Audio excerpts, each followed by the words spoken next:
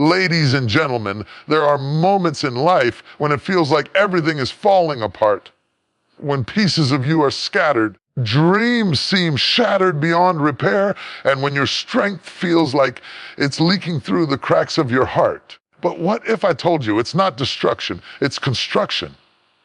God is not breaking you down, He's building you up. Sometimes the process looks painful because purpose always comes with pressure. You've been asking God, why me? Why now? But heaven has been whispering, breaking you, daughter, I'm building you. You're not falling apart, you're falling into place. The shake and the tears, the isolation, they all have purpose, because when God is building something eternal inside of you, He first has to remove everything temporary that cannot carry the weight of your destiny. He strips away the comfort so you can stand on conviction. He removes what you thought you needed so you can see that He is all you ever did. You may feel hidden, unseen, and misunderstood, but that's the construction zone. God hides what He's still shaping. He keeps masterpieces covered until they're ready to be revealed. You think you're being ignored, but you're being prepared. You think it's over, but He's just getting started. Every delay has been divine. Every heartbreak has been holy. Because what felt like breaking was really the builder carving out more capacity for your blessing. When God rebuilds, He doesn't restore you to where you were. He elevates you to where you were meant to be.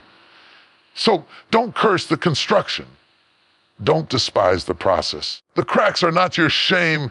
They're the evidence that God's hand is still on your life. You are being refined, reshaped, and rebuilt for something greater. The woman you're becoming will thank God for the season that almost broke her, because that season became the blue blueprint of her breakthrough. You are not broken, beloved. You are being built brick by brick, prayer by prayer, and tear by tear. Heaven has already declared she's not broken, she's being built.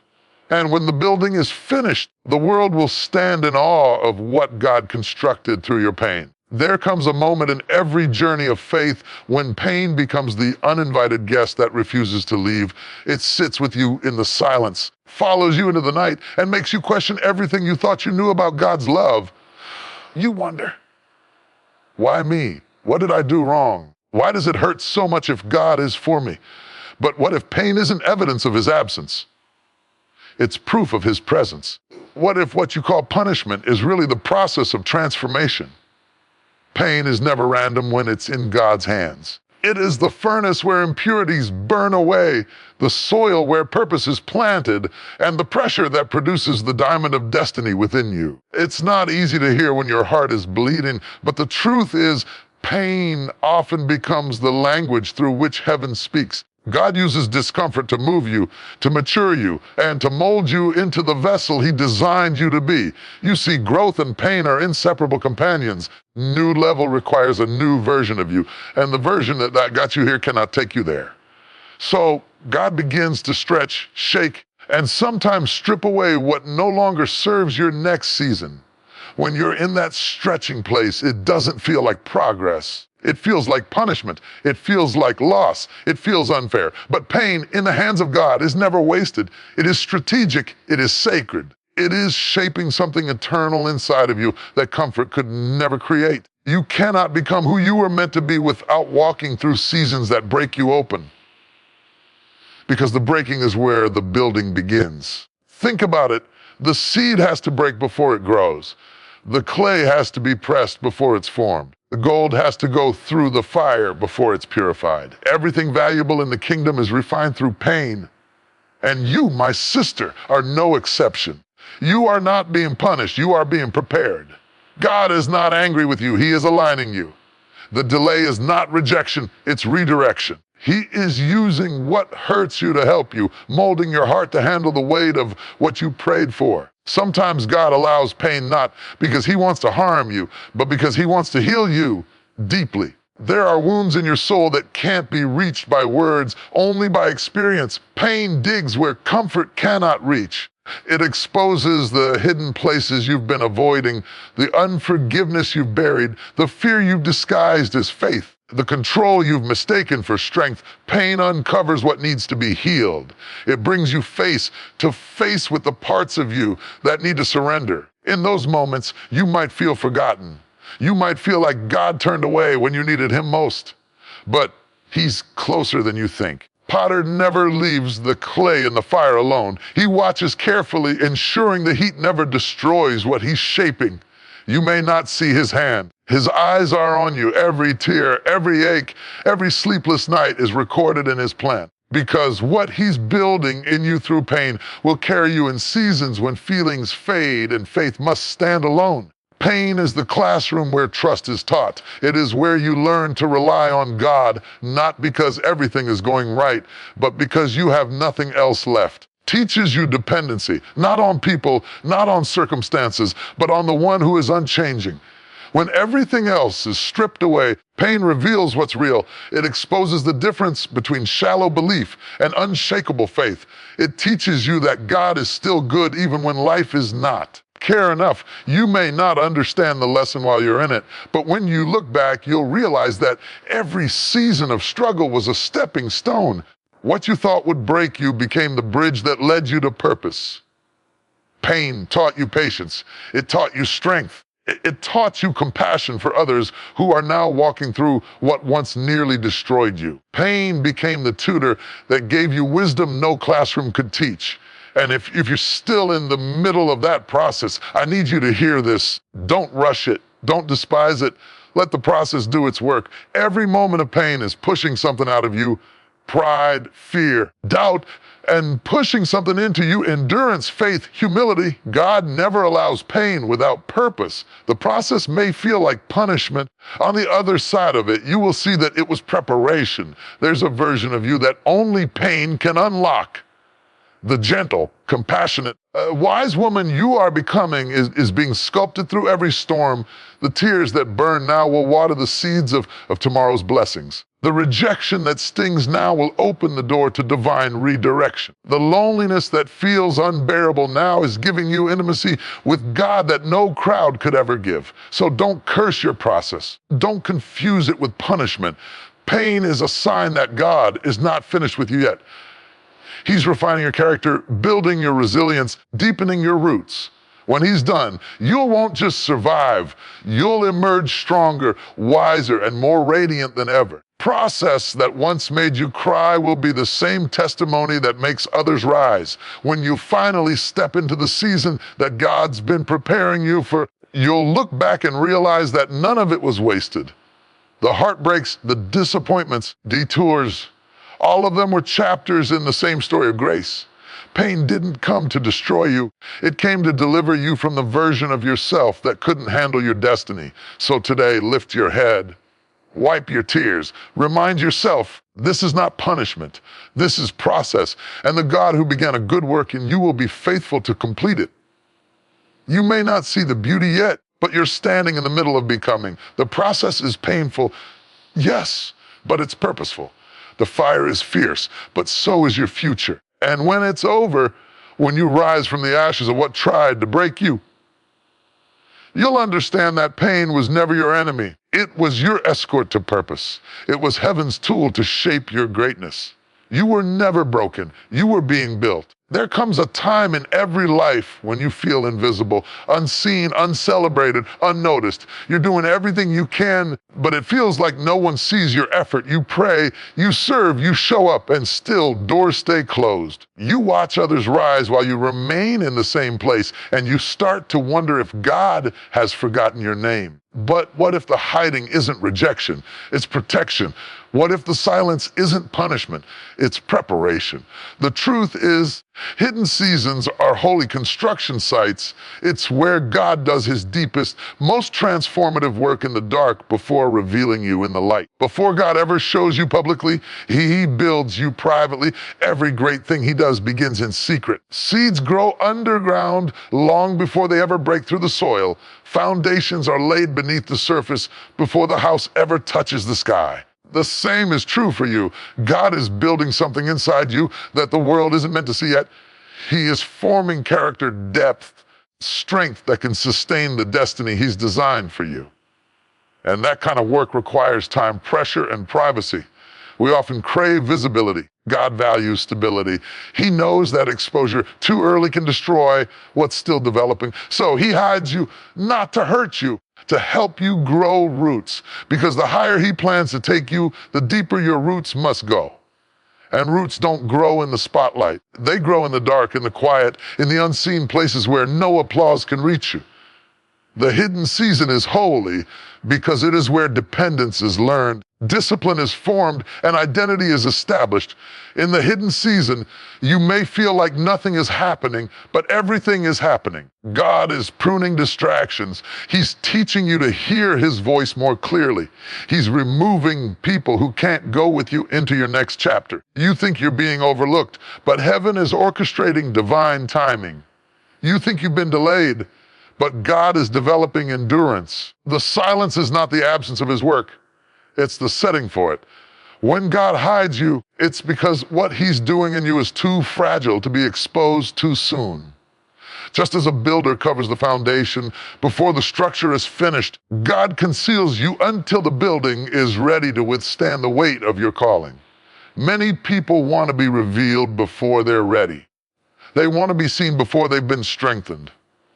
But revelation without preparation leads to collapse. That's why your hidden season is holy. It's the safe place where you're built to last. It's in the hidden season that you learn how to trust God without evidence. You learn to worship without an audience. You learn to believe even when there's nothing to see. That's where faith is forged, in obscurity, not in popularity. God wants your devotion to be pure, not performative. So he takes away the applause, the validation, the external affirmation until you realize that his approval is enough. When you're hidden, it's easy to feel like you're behind. You look around and see others moving forward, achieving, shining, and you feel stuck. But you're not behind. You're being built. You're not forgotten. You're being fortified. God is creating endurance in you that will keep you standing when the storm comes. You can't see it yet, but he's installing wisdom, resilience, and spiritual authority inside you, things that can only be developed in secret. Sometimes God isolates you so he can reveal you to yourself. The hiding place becomes a mirror. It exposes your motives, your fears, and your dependencies. It's where he teaches you who you are apart from the opinions of others. He strips away titles, relationships, false identities, until all that's left is the real you, the one he called before you were ever formed. The hidden season isn't punishment, it's purification. It's where he removes what's fake so what's authentic can rise. There's a sacred stillness in being hidden. It's not glamorous, it's glorious. It's not loud, but it's powerful. Because when God finally brings you into the light, you'll carry an authority that only comes from the dark. You'll walk with a quiet confidence because you'll know that what you have wasn't handed to you. It was built in the secret place. No one can take away what God taught you there. Look at every masterpiece God created. It started in obscurity. David was anointed in a field before he ever sat on a throne. Joseph was trained in a prison before he entered the palace. Esther was hidden in preparation before she stood before the king. Even Jesus spent 30 years in silence before 3 years of ministry. Hidden seasons are not wasted time. They are sacred training grounds. God never skips the process of preparation because the preparation sustains the promise. When it feels like nothing is moving, remind yourself that God is still building. You are under construction, not forgotten. He's not ignoring you. He's ensuring that when you step into your next season, you won't crumble under the weight of it. Every delay, every disappointment, every detour is shaping something in you that you'll need later. The hidden season is where God tests your heart before he trusts you with the platform. And when the time is right, when the foundation is solid, when the lessons have taken root, when your heart has been healed and your faith has matured, God will uncover you. He will lift the veil, open the doors, reveal what he has been building. But this time you'll be ready. Because you won't be chasing validation, you'll be walking in purpose. You won't be performing, you'll be operating in power. So if you're in a hidden season, don't despise it. Don't rush out of it. Stay planted, stay faithful. Stay teachable. The soil may be dark, but it's fertile. God is doing more in your silence than you realize. You may not see it. You're growing. You may not feel it, but you're being fortified. Heaven has a construction sign over your life that says, work in progress, lorry loading. And when he's done, when the construction is complete, you'll emerge not as the same woman who entered the season of hiding, as one who has been strengthened, refined, and ready to carry the calling that once felt too heavy. You'll understand why God had to keep you hidden for a time, because he was protecting the masterpiece he was building within you. You are not overlooked. You are being prepared. You are not forgotten. You are being formed. The hiding was never meant to break you. It was meant to build you, because hidden seasons are not wasted seasons. They are holy construction sites where heaven builds greatness in silence. Come a time in your journey when God starts taking things, people, positions, opportunities, even pieces of yourself that you thought you could not live without. It's confusing, it's painful, and it feels personal. You find yourself asking, why did this have to end? Why did they have to leave? Why did I have to lose that? But what if the removal isn't rejection? It's refinement. If the loss isn't punishment, it's preparation, because sometimes God has to remove what can't carry your destiny. Every destiny has a weight. Every calling has a cost. There are certain things and certain people who are not designed to walk with you into the next level of what God has planned. They were a part of your story, but not your future. They were a chapter, not the conclusion.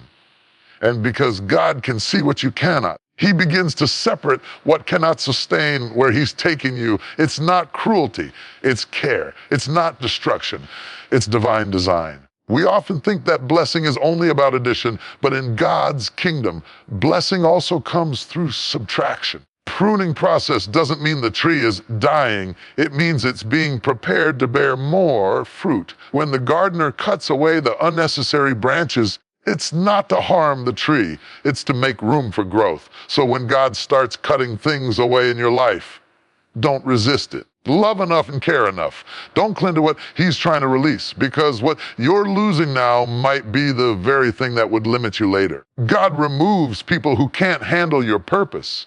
He removes environments that can't nourish your calling. He removes relationships that feed your comfort but starve your growth. Sometimes he even removes opportunities that look good on the surface but would lead you away from his plan. You see, destiny demands discernment. Not everything that shines is divine, and not everyone who claps for you is meant to walk with you. That's why God steps in, to protect what he's building inside you, even when you don't understand it. It's hard to let go, especially when your heart is attached. You prayed for some of the things that are now being taken away. You invested time, emotions, effort. You dreamed of a future with him in it. But God knows something you don't. He knows what's waiting on the other side of your obedience. He knows the weight of what he's preparing for you, and he knows who and what cannot bear it. Some people love the version of you that was broken, dependent, quiet, but they wouldn't be able to handle the healed, bold, and anointed version God is creating. So he removes them before they can damage what's next. Sometimes the removal feels sudden. One day everything seems steady, and the next the foundation shifts. But remember, God never takes without purpose. The shaking is not meant to destroy you. It's meant to separate what's solid from what's shallow. He's clearing your path of everything that could weigh you down, because when you step into destiny, you can't afford to carry unnecessary baggage. Think of Abraham. God told him to leave his home, his family, and his familiar surroundings. Not because they were bad, because they couldn't go where God was leading him. Think of Gideon. Before God gave him victory, he reduced his army from 32,000 to 300. Why? Because too many could take credit for what God was about to do. Think of Jesus. Before he stepped fully into his purpose, Judas left the table. The removal wasn't betrayal, it was destiny unfolding. When God removes something, It's often because he's making space for something better. The empty places you're mourning are vacancies for new blessings. The silence that feels like loss is really the sound of shifting. God never leaves you with less. He replaces what was temporary with what is eternal. The pain you feel right now is the proof that pruning is happening. But when the new season blooms, you'll thank God for every no that protected your next. The truth is, not everyone can handle the version of you that's emerging. Some people were attached to your wounds, not your wisdom. Others were drawn to your need, not your anointing. God sees who is loyal to your destiny and who is loyal only to their comfort. Because he loves you too much to let you stay surrounded by the wrong influences, he steps in to remove them, even when you're not ready to let go. You might not see it now, but removal is a form of mercy. It's God saying, I love you too much to let you settle here. Because if he allowed everyone and everything you love to stay, you'd never grow, you'd never stretch, you'd never see who you really are without them. God removes so you can rise. He cuts ties so you can climb. He clears the ground so you can build again, this time stronger, wiser, and freer. So when people walk away, bless them. When opportunities close, thank God. When relationships end, release them.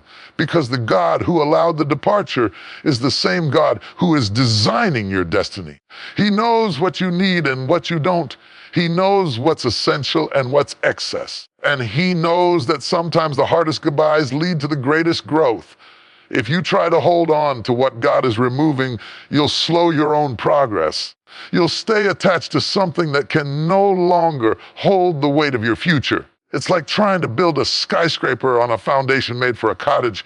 It just won't stand. So God dismantles what's too small for your destiny. He tears down what can't carry what he's building in you.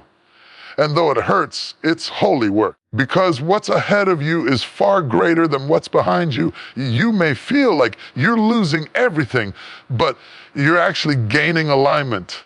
You're being positioned for purpose. You're being set free from attachments that could block your blessing. And when the dust settles, you'll see that the people who left were never meant to stay, and the things you lost were never meant to last. In time, back on this season and say, God, thank you for every closed door. Thank you for every removal that made room for more. Thank you for every separation that led to revelation, because you'll see that nothing was taken. Everything was traded. Temporary comfort was exchanged for eternal purpose. Shallow connections were exchanged for divine assignments. Limited thinking was exchanged for limitless possibility. So don't mourn what's gone too long. God knows exactly what he's doing. He removes what can't carry your destiny so that what remains can rise. You are not being emptied.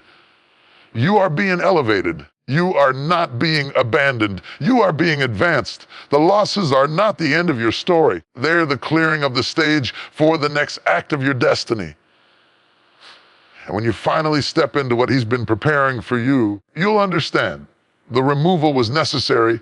The pruning was purposeful, because destiny is heavy and only what's built to last can carry it. God knew what you couldn't see. Not everything connected to your past can handle the weight of your future. So lift your head, dry your tears, and let him work. He's not taken from you. He's making room for what's greater. The things that left your life didn't leave you empty. They left you ready for the next level, ready for the promise, ready for the destiny that only purified hands and unburdened hearts can carry. There are seasons in life when everything you've built seems to fall apart. The plans you made crumble in your hands. The people you trusted walk away. The dreams you nurtured for years suddenly feel out of reach. It feels like life itself is breaking you, piece by piece, moment by moment. But what if that breaking isn't the end of you, but the making of you? What if the breaking is not meant to diminish you, but to develop you? Because in the divine equation of destiny, the breaking always creates capacity. When God has something great prepared for your life, he doesn't just pour it into who you are. He stretches you into who you must become. And that stretching often feels like breaking. You cry, you question, you wonder how you're going to survive it, but you will. Because what's breaking is not your purpose. It's your limits. God uses pressure to make room for more. He uses heartbreak to deepen your compassion. He uses loss to expand your gratitude. The breaking is not about destruction, it's about expansion. Think about the seed. Before it becomes a tree, before it produces fruit, must first be buried and broken. In the darkness of the soil, it cracks open, and from that breaking comes life. The same principle applies to you. The moments that broke you open were never meant to bury you. They were meant to birth something inside of you. The seed doesn't die in the dirt, discovers its purpose there. Your breaking is not the end of your story, it's the beginning of your becoming. The truth is, you prayed for more. You asked God to use you, to bless you, to take you higher. But before God enlarges your territory, He has to enlarge you. He cannot fill what is not first made empty, so He breaks the shell of comfort, the layers of pride, the illusions of control. He breaks what's been blocking the flow of His power in your life. And though it hurts, that breaking is creating more room for His glory to dwell. We often misunderstand the breaking season because it doesn't look like progress. It looks like failure. It feels like loss. You look around and see fragments where there once was fullness, and you wonder how something good could come from it. But God specializes in using broken things. He takes the shattered pieces of your story and shapes them into something more beautiful than they were before. He never wastes a wound. Every fracture is a passageway for more of His presence to enter.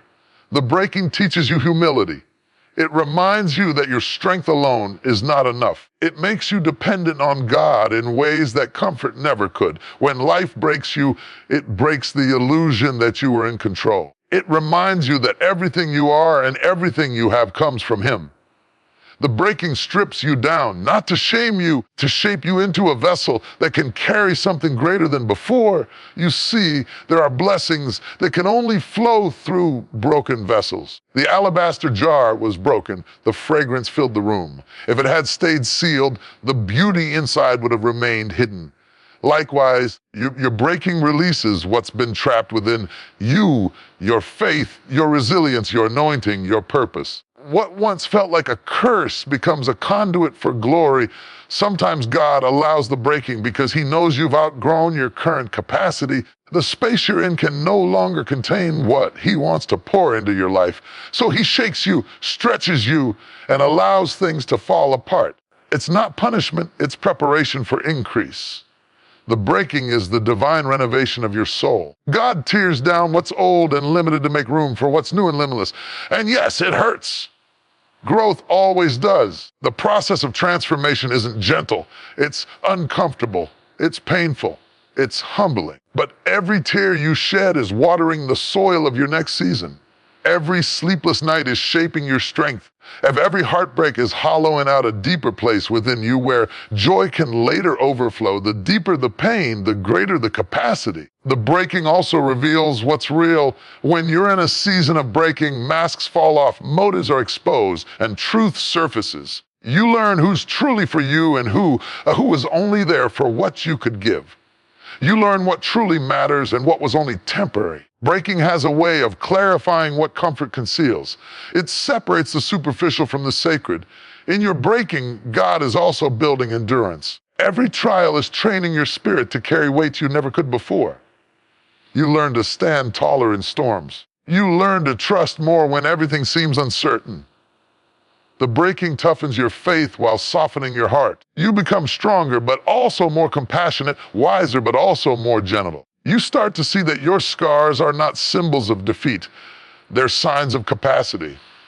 They show that you survived something that tried to shatter you. And here's the beauty.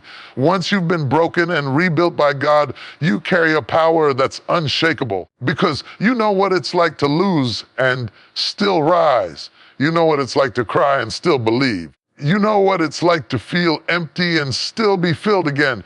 That kind of faith can't be taught. It can only be forged in the fire of breaking. So don't despise your breaking season. Don't curse the process.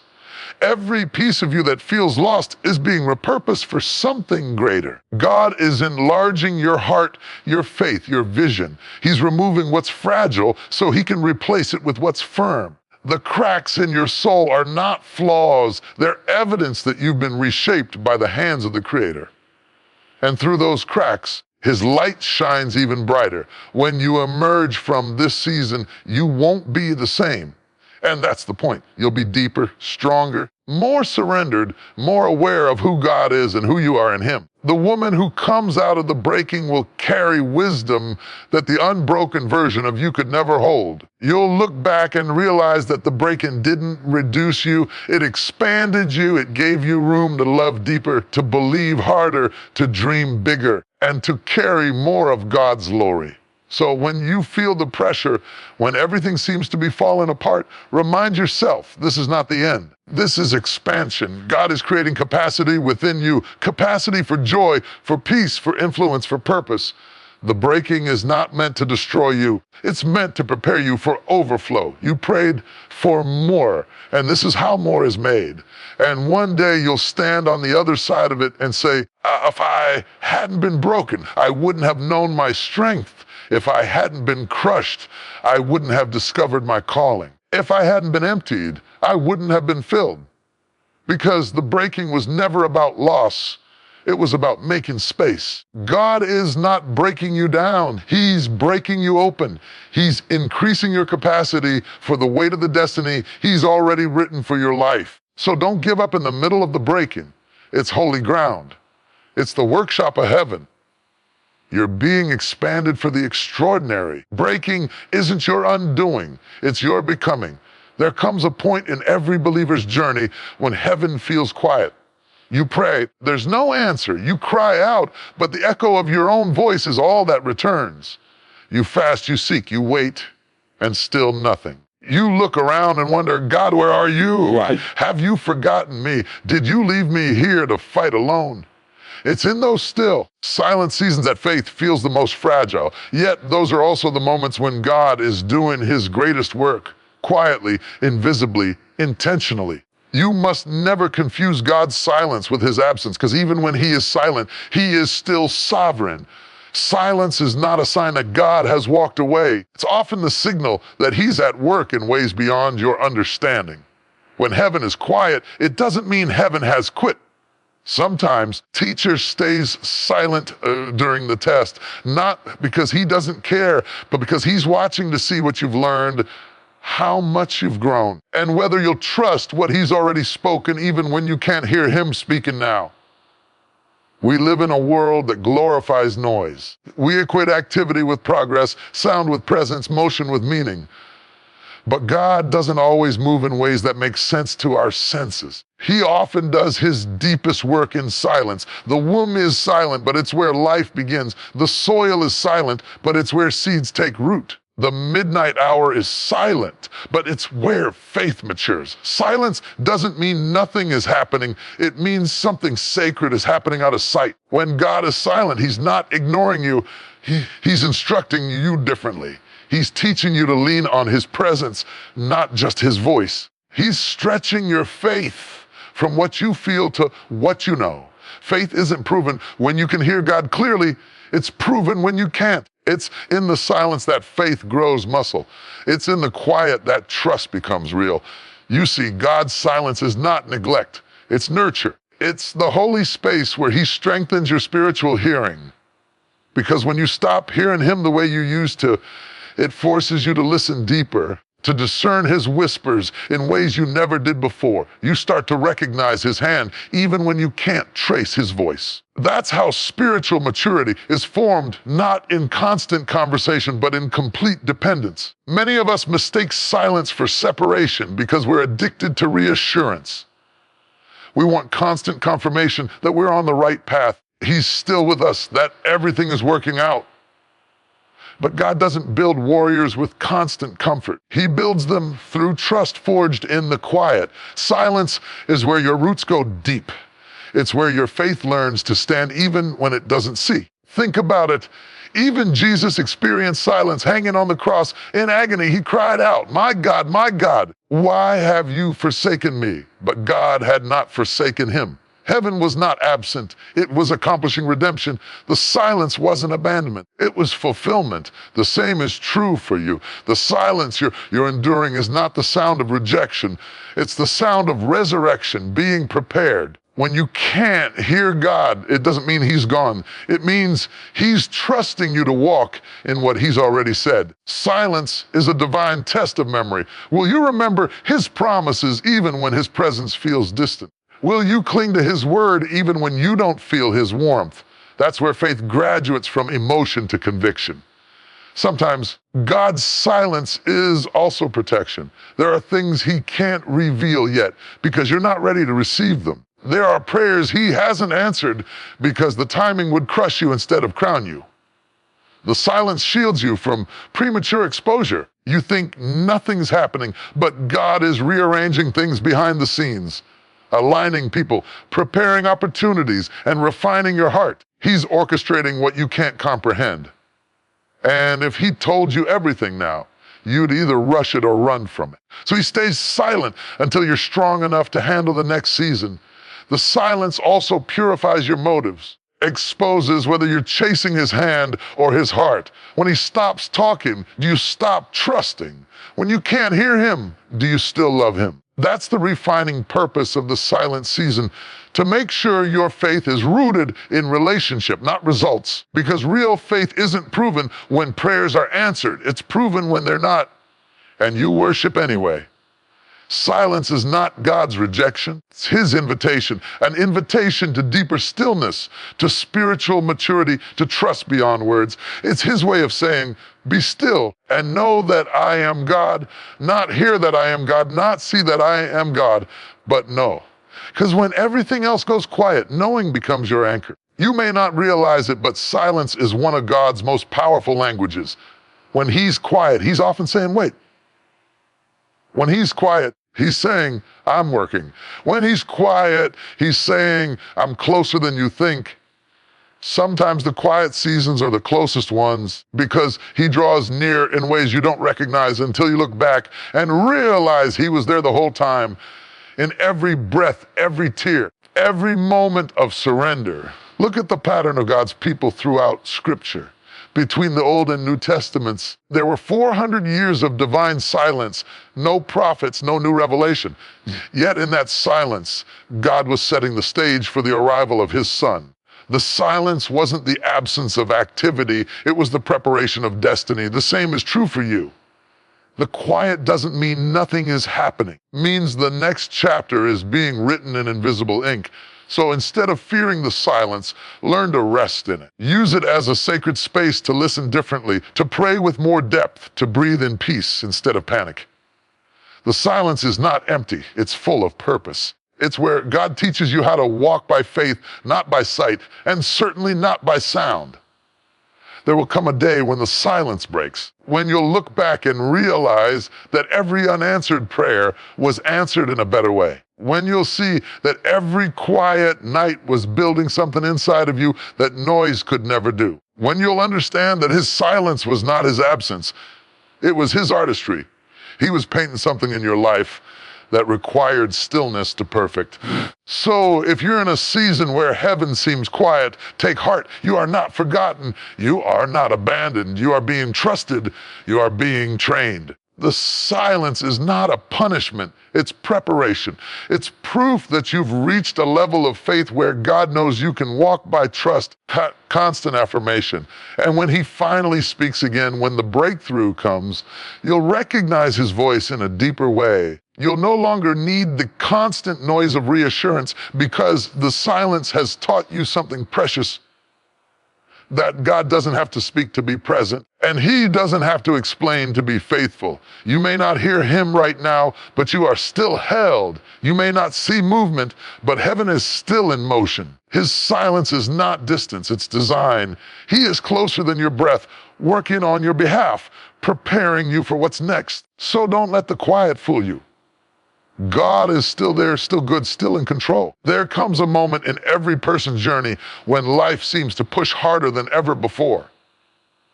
When the pressure increases, when the storms intensify, everything you thought was stable starts to shift beneath your feet. It's in those moments that your spirit begins to question, why is this happening to me? But the truth is, what you are facing isn't meant to destroy you. It's meant to develop you. You are being built for something greater. Every challenge, every heartbreak, every delay is not a setback. It's a setup for what God is preparing in your future. When He is getting ready to release a greater dimension of purpose, He will first test the structure of your faith. You can't carry a great calling with a fragile foundation. So before He elevates you, He strengthens you. Before He gives you the platform, He builds your character. Before He opens new doors, He makes sure your heart can handle the weight of what's behind them. When God builds something great, He doesn't start at the top. He starts beneath the surface. Builders don't begin with beauty, they begin with blueprints. What looks like a delay is often divine design. You might feel buried, but in reality, you're being planted. The difference between burial and planting is expectation. When something is buried, it's meant to stay hidden. But when something is planted, it's meant to grow. You have not been buried. You have been planted in purpose. The process may not feel good, but it is necessary. God is strengthening your spiritual muscles. He's teaching you how to carry more grace, more wisdom, and more responsibility. Pain you feel is the weight of preparation. He's building endurance, patience, and perseverance inside of you because what's coming requires maturity. You can't step into greater with the same mindset that carried you through lesser. The old version of you can't walk into the new place God is preparing. Sometimes being built for greater means being stretched beyond comfort.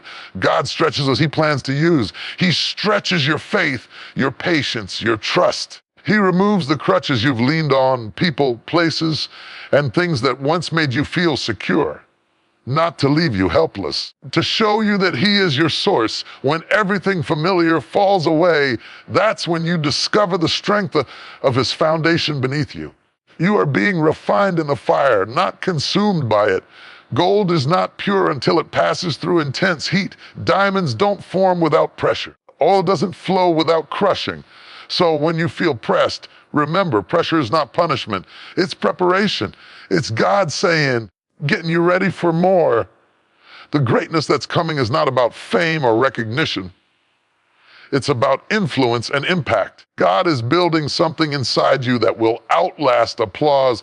He's shaping your story so that it becomes someone else's survival guide. Your tears are watering someone else's breakthrough. Your endurance is paving a path for others who will follow. You're not just being built for your sake. You're being built for those connected to your destiny. That's why the process feels so personal. That's why it's so heavy, because what God is constructing in you will bless generations after you. He's laying down deep roots so that your legacy can stand strong through storms. You are not just building for the moment, you are building for eternity. And yes, there will be moments when you want to quit. Moments when you'll feel like the promise is taking too long. But remember this, never rushes what He's building to last. The higher the calling, the deeper the foundation must go.